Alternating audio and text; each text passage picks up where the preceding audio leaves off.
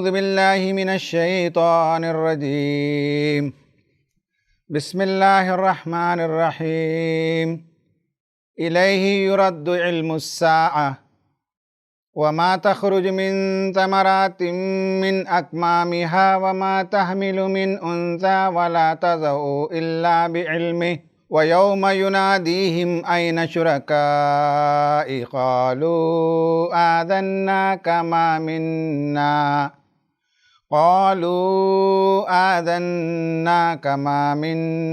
من شہید صدق اللہ العظیم۔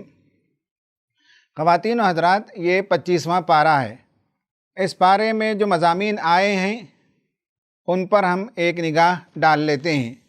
اس پارے میں 5 صورتیں آئی ہیں: حامیم سجدہ، شورا، زخرف، دخان اور جاسیہ۔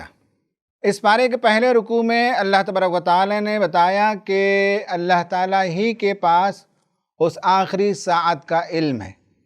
وہی جانتا ہے کہ شگوفوں سے کون سے پھل نکلے ہیں، وہی جانتا ہے کون سی عورت حاملہ ہوئی ہے اور کس نے کیا جنا۔ جب واقعہ یہ ہے کہ ساری چیزوں کا علم اس کے پاس ہے، لوگ اسے چھوڑ کر اوروں کی پوجا کرنے لگتے ہیں، اور لوگوں کا معاملہ بھی عجیب ہے کہ جب انہیں بھلائی ملتی ہے تو وہ پھولے نہیں سماتے، اور جب اللہ تعالیٰ انہیں پکڑتا ہے تو پھر وہ مایوس ہو جاتے ہیں۔ یہ دوہرا بیہیویئر انسان کا ہوتا ہے۔ یہ 5% مضمون ہے۔ اس کے بعد سورہ شورا شروع ہوتی ہے، جس میں بتایا گیا کہ اللہ تعالیٰ نے اس کلام کو نازل کیا، اور یہ ایک وارن کرنے والی کتاب ہے، انذار کرنے والی کتاب ہے۔ لوگ ہیں کہ اس کتاب کے مضامین سے سبق نہیں لیتے، اس کے باوجود وہ خدا کے علاوہ اور شریکوں کو ٹھہراتے ہیں۔ یہ 5% مضمون ہے۔ تیسرے رکوع میں اللہ تبارک و تعالیٰ نے اپنی نشانیوں کا ذکر فرمایا، جس میں بتایا کہ انسانوں کی نسلوں کو چلانے کا اس نے انتظام کیا۔ لہو مقالد السماوات والارض، آسمان و زمین کے خزانوں کی کنجیاں اسی کے پاس ہیں، اور اس نے حضرت نوح علیہ السلام اور نبی کریم صلی اللہ علیہ وسلم، یہ 2 رسول ہیں، ان کے بیچ میں حضرت ابراہیم علیہ السلام، حضرت موسیٰ علیہ السلام اور حضرت عیسیٰ علیہ السلام، ان سب کو دین کا وہی طریقہ مقرر کیا، اور ان سب کو یہی حکم دیا کہ دین کو قائم کیا جائے، اور اس معاملے میں وہ تفرقے کا شکار نہ ہوں۔ یہ 5% مضمون ہے۔ پھر جو لوگ دنیا پر مر مٹتے ہیں ان کا تذکرہ کیا، اور بتایا کہ آخرت میں انہیں کچھ ملنے والا نہیں ہے۔ اس کے برعکس جو لوگ آخرت پر یقین رکھتے ہیں، قیامت کے دن ان کے لیے سدا بہار جنتیں ہوں گی۔ جو لوگ آج جھوٹ کی اتباع کرتے ہیں، انہیں معلوم ہونا چاہیے کہ حق ایک نہ ایک دن غالب ہو کر رہے گا۔ یہ 5% مضمون ہے۔ رکوع نمبر 5 میں اللہ تبارک و تعالیٰ نے فرمایا کہ جو کچھ بھی ڈیزاسٹرز یا مصیبتیں تمہیں آتی ہیں وہ تمہارے اپنے ہاتھوں کی کمائی ہے۔ پھر اللہ تبارک و تعالیٰ نے اپنی بعض نعمتوں کا ذکر کیا، جس میں کشتیاں سمندر میں کیسے رواں دواں ہوتی ہیں، ہواؤں کو وہی چلاتا ہے، ان سب میں تمہارے لیے نشانیاں ہیں۔ اور پھر بتایا کہ جو لوگ آخرت پر یقین رکھتے ہیں ان کی جو خوبیاں ہیں، ان کی جو صفات ہیں، ان کا تذکرہ فرمایا۔ اللہ پر توکل کرنے والے، اصلاح کرنے والے، معاف کرنے والے، معاملات کو شورائیت کے ساتھ طے کرنے والے وغیرہ، یہ 5% مضمون ہے۔ پھر اللہ تبارک و تعالیٰ نے ان لوگوں کا ذکر کیا جو آخرت میں نقصان اٹھانے والے ہیں، انہیں کوئی مدد وہاں نہیں ملے گی۔ اس دنیا میں اللہ تعالیٰ نے دولت بھی دی ہے، بچے بھی دیے ہیں، تو سب آزمائشیں بھی ہیں، اس کی طرف سے انعام بھی ہے، ان سب سے فائدہ اٹھانا ضرور چاہیے، لیکن یہ کہ اس سے آخرت کو فراموش نہیں کرنا چاہیے۔ پھر اس سورت کے اختتام پر اللہ تعالیٰ نے وحی کی قسموں کا ذکر فرمایا۔ پھر اس کے بعد سورہ زخرف شروع ہوتی ہے، جس میں اللہ تبارک و تعالیٰ نے بے شمار نشانیوں کا ذکر فرمایا۔ یہ 5% مضمون ہے۔ پھر اس کے بعد بتایا کہ ان سب کو دیکھنے کے باوجود لوگ ہیں کہ نعوذ باللہ فرشتوں کو اللہ تعالیٰ کی بیٹیاں قرار دیتے ہیں۔ بیٹیوں کے بارے میں اللہ تعالیٰ نے کہا کہ لڑکیاں تو وہ ہوتی ہیں جو زیوروں میں پلتی ہیں، اور جب جھگڑے کا موقع آتا ہے تو وہ جھگڑالو نہیں ہوتی، وہ اپنی زبان کو قابو میں رکھتی ہیں۔ تم نے خدا کے لیے بیٹیاں مقرر کر دیں اور اپنے لیے تم نے بیٹوں کو پسند کر لیا۔ یہ 5% مضمون ہے۔ اس کے بعد اللہ تبارک و تعالیٰ نے بتایا کہ کفار و مشرکین کا یہ اعتراض تھا کہ مکہ اور طائف کے شہر کے بڑے لوگوں پر نبوت کیوں نازل نہیں ہوئی، اللہ تعالیٰ نے اس کا جواب دیا، جس پر ہم انشاءاللہ تفصیل سے بات کریں گے۔ یہ 10% مضمون ہے۔ پھر اس کے بعد اللہ تعالیٰ نے بتایا کہ فرعون نے کس طرح حضرت موسیٰ علیہ السلام کو خطاب کرتا تھا، اے جادوگر وغیرہ، حالانکہ فرعون کا معاملہ یہ ہے کہ اس نے اپنی قوم کو بے وقوف بنایا اور اس کی قوم اس کی اتباع کرتی رہی۔ یہ 5% مضمون ہے۔ رکو نمبر 12 میں اللہ تبارک و تعالیٰ نے حضرت عیسیٰ علیہ السلام کا تذکرہ فرمایا اور بتایا کہ وہ اللہ تعالیٰ کے برگزیدہ بندے ہیں اور انہوں نے ہمیشہ بندگی ہی کی دعوت دی۔ یہ 5% مضمون ہے۔ اس کے بعد اللہ تعالیٰ نے رکو نمبر 13 میں جنت میں جانے والوں کا تذکرہ کیا اور ان کو اللہ تعالیٰ ایڈریس کرے گا، انہیں بتائے گا کہ تم جنت میں پہنچ چکے ہو، تمہارے لیے کوئی خوف اور رنج کا مقام نہیں ہے۔ ان کے لیے جو عیش و عشرت کے سامان ہوں گے اس میں سونے اور چاندی کے برتن ان کے سامنے گردش کرائے جائیں گے، ہر قسم کے میوے اور پھل انہیں میسر ہوں گے۔ اس کے برعکس جو لوگ مجرم تھے انہیں سخت ترین سزا دی جائے گی۔ وہ لوگ جہنم میں جنتیوں سے گھگیائیں گے، فرشتوں سے بھی گھگیائیں گے کہ کچھ کھانا دے دو، کچھ پانی دے دو، لیکن وہاں اللہ تعالیٰ کی نعمتیں ان پر حرام ہو جائیں گی۔ یہ 5% مضمون ہے۔ اس کے بعد سورہ دخان شروع ہوتی ہے۔ سورہ دخان میں رکوع نمبر 14، 15 اور 16 اس میں بتایا کہ یہ کتاب اللہ تعالیٰ کی طرف سے نازل کردہ کتاب ہے، لیکن اس کے باوجود تم ہو کہ ابھی بھی شک میں پڑے ہوئے ہو، کھیل کود میں ہو، آخرت کے معاملے میں تم سنجیدہ نہیں ہو۔ جس دن آخرت کا سائقہ آ جائے گا اس دن تمہیں پتہ چلے گا، لیکن اس سے پہلے تمہیں تاریخ کا مطالعہ کرنا چاہیے۔ فرعون اور موسیٰ کی تاریخ کا مطالعہ کرو۔ یہ 15% مضمون ہے۔ سورہ جاثیہ شروع ہوتی ہے جس میں اللہ تبارک و تعالیٰ نے رکوع نمبر 17 میں یونیورس کے بہت سی نشانیوں کا ذکر کیا۔ یہ 5% مضمون ہے۔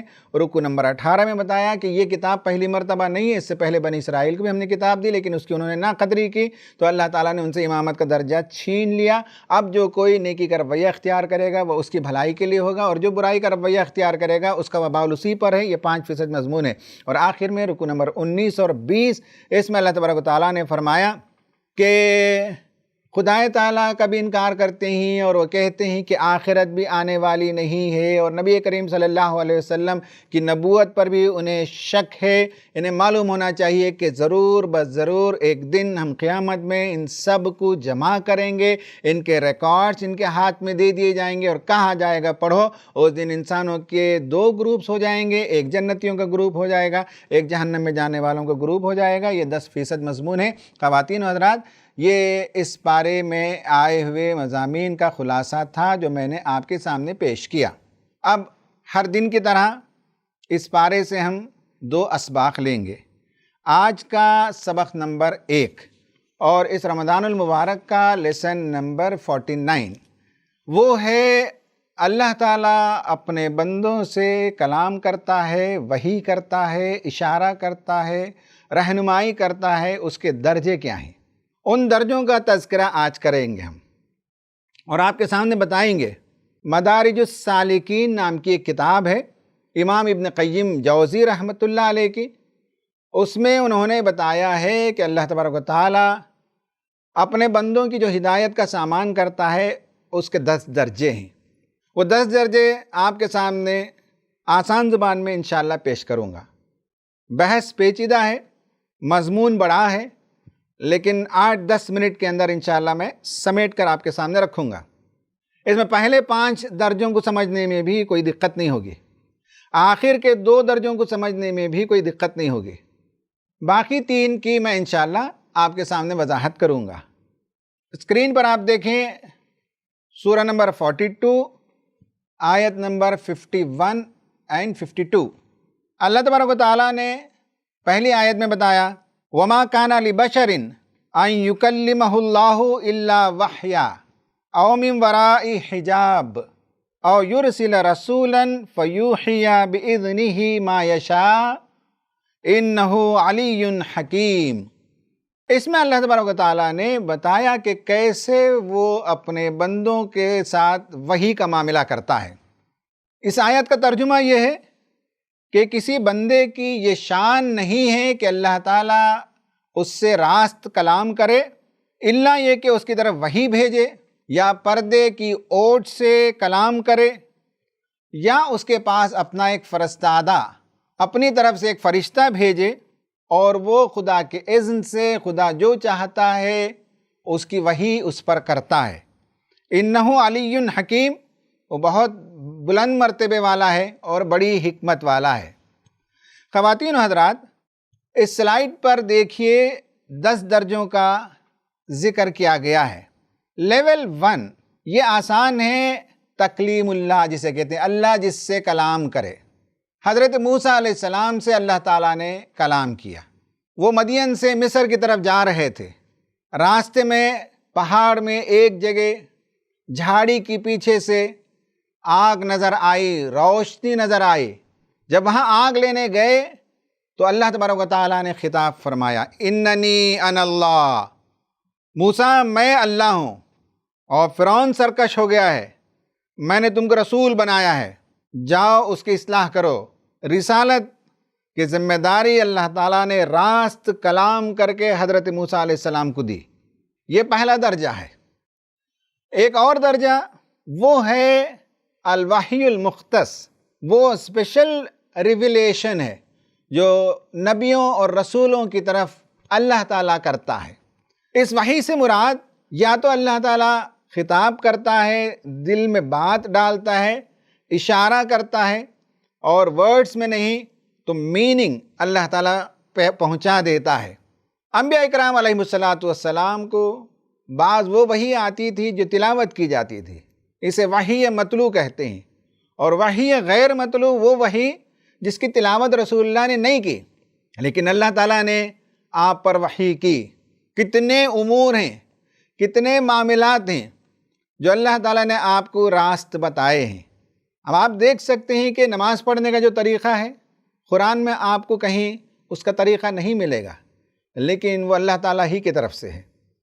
اسی طرح سے نبی کریم صلی اللہ علیہ وسلم کو منافقین کے بارے میں بتا دیا گیا کہ کون کون منافقین ہیں، کہیں آپ کو منافقین کی فہرست نہیں ملے گی۔ اللہ تعالیٰ نے نبی صلی اللہ علیہ وسلم کو بتایا، اور نبی کریم صلی اللہ علیہ وسلم نے کچھ لوگوں کے بارے میں حضرت مقداد بن عمرو کو بتایا، ورنہ کہیں آپ کو فہرست نہیں ملے گی، لیکن اللہ تعالیٰ نے بتا دیا تھا۔ تو وحی کا مطلب ہے مفہوم سمجھا دینا، وحی کا مطلب ہے اشارہ کرنا، وحی کا مطلب ہے کوئی خیال اور کوئی بات نبی کے دل میں ڈال دینا ڈائریکٹلی۔ تیسرا درجہ ہے وہ ہے اللہ تعالیٰ فرشتے کو بھیجتا ہے، اور یہ بات بہت آسانی سے ہمیں سمجھ میں آتی ہے۔ پورا قرآن حضرت جبرائیل علیہ السلام لے کر آئے، دیگر امور اور دیگر معاملات کو فرشتے نبیوں اور رسولوں کی طرف لے کر آتے ہیں۔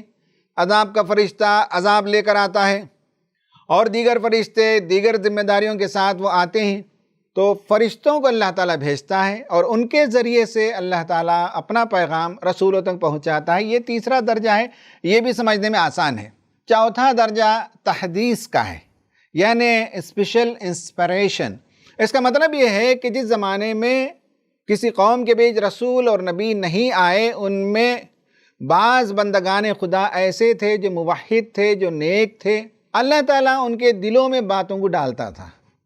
وہ حنفاء تھے، حضرت ابوبکر صدیق بھی انہی میں سے ایک تھے، ان کے دل میں اچھے خیالات آتے تھے، ایسے ہر زمانے میں پائے جاتے تھے۔ ان کو تحدیث کہا جاتا ہے۔ یہ بھی آسان ہے۔ 5ویں نمبر پر انڈرسٹینڈنگ ہے، وہ ہے افہام کا۔ اللہ تبارک و تعالیٰ ذہنوں میں فہم ڈال دیتا ہے۔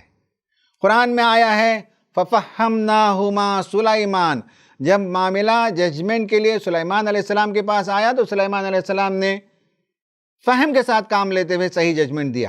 علماء، دانشور، مفکرین، اسکالرز، آپ ان کی کتابوں کو پڑھیے، تفسیروں کو پڑھیے، کتنی شاندار طریقے سے وہ باتوں کو سمجھا دیتے ہیں۔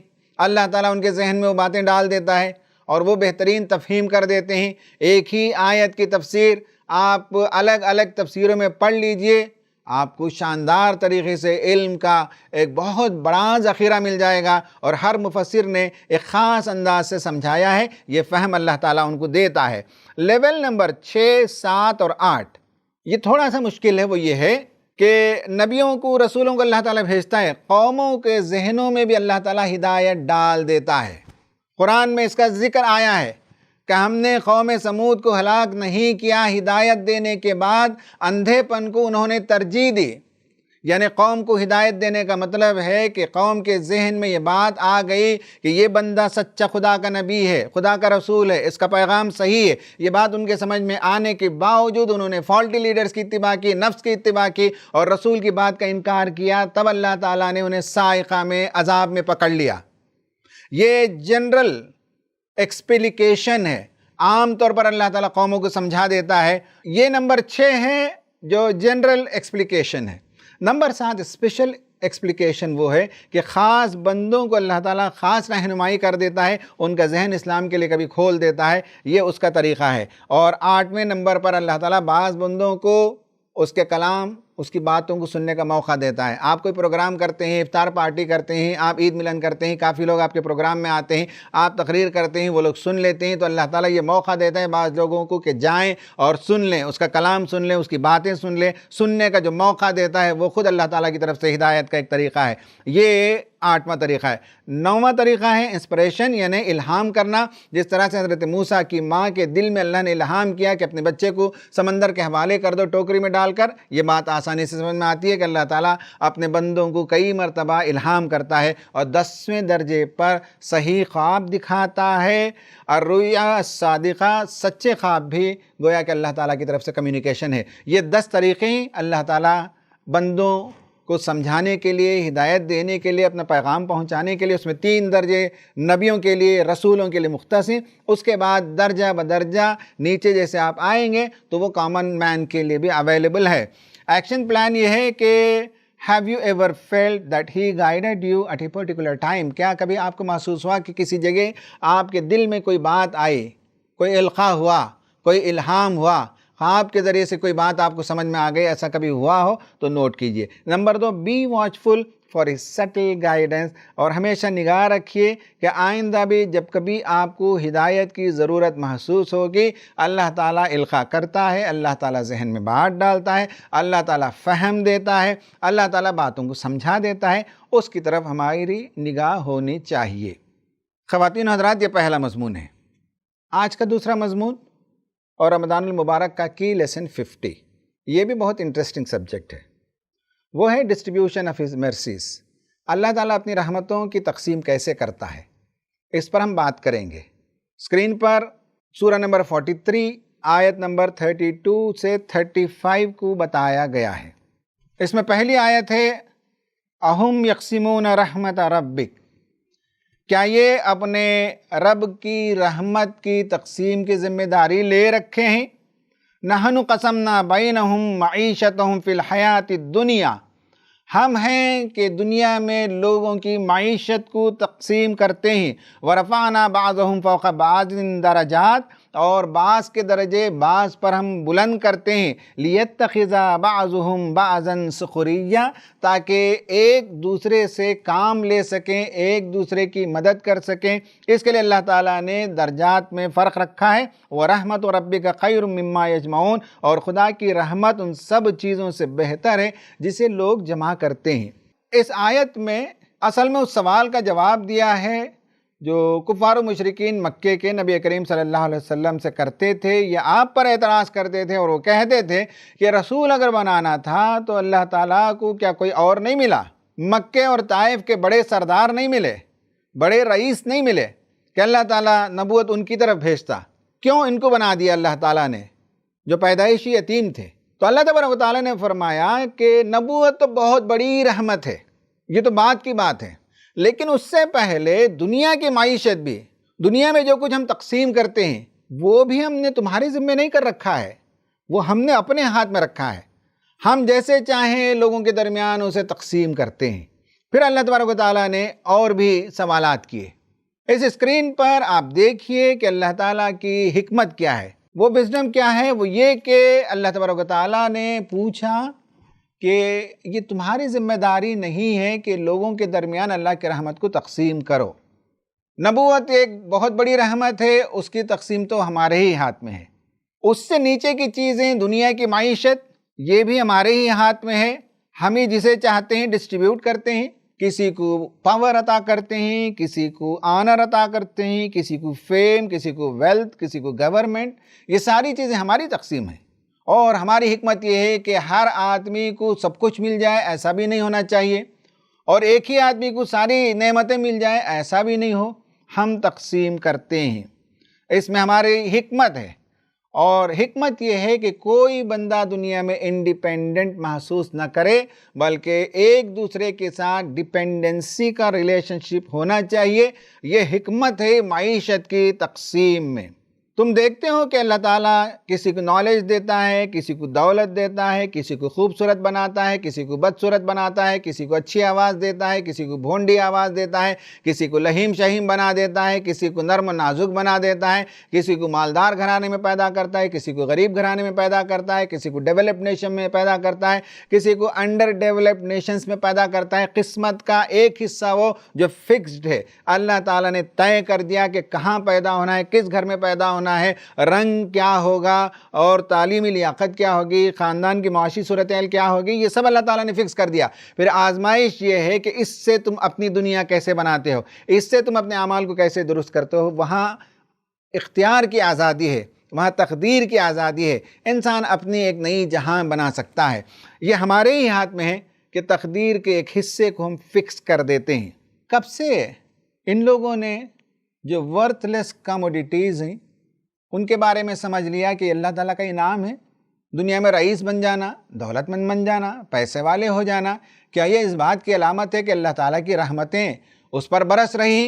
اور دنیا میں کوئی آدمی اگر غریب ہے، یتیم ہے، اسیر ہے، تو کیا یہ مطلب ہے کہ اللہ تعالیٰ اس سے ناراض ہے؟ تم نے کب سے یہ مفہوم نکال لیا؟ اور تمہارا یہ جو خیال ہے کہ مکہ اور طائف کے جو بڑے سردار ہیں ان کی طرف نبوت بھیجی جانی چاہیے تھی، تم یہ سمجھتے ہو کہ دنیا کی دولت کی وجہ سے وہ اللہ کے برگزیدہ بندے نہیں۔